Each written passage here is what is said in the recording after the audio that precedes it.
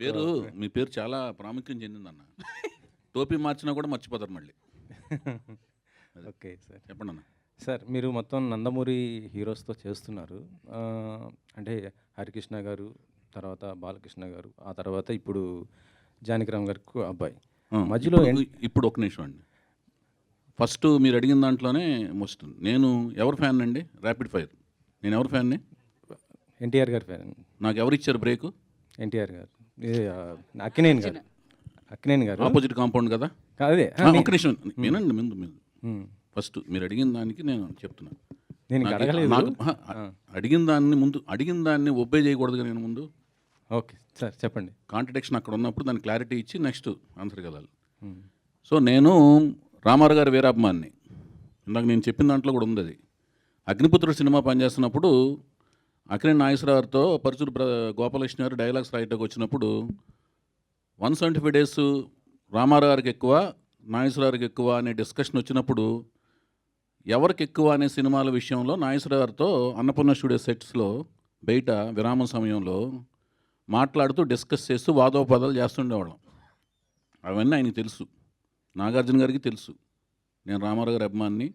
తర్వాత బాలకృష్ణ గారికి అభిమాన సంఘాలకి లెటర్స్ కూడా, బాలకృష్ణ గారికి అభిమాన సంఘం పెట్టి మద్రాసు వెళ్ళి అభిమాన సంఘం లెటర్స్ అన్ని కూడా నేను కండక్ట్ చేశాననే విషయం తెలుసు. సో వాళ్ళు నాగార్జున గారు అవకాశం ఇచ్చారు నాకు.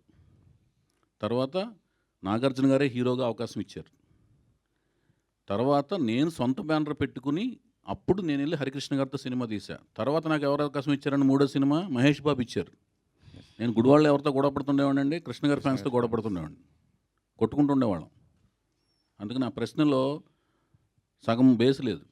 నాకు వచ్చిన మీరు పూర్తిగా వింటే అప్పుడు నేను చెప్తాను సార్. ఇప్పుడు నేను అడిగేది ఏంటంటే హరికృష్ణ గారితో చేశారు, బాలకృష్ణ గారితో చేశారు, వీళ్ళిద్దరితో కూడా చేశాను కదా ముందు, నాగార్జున గారు.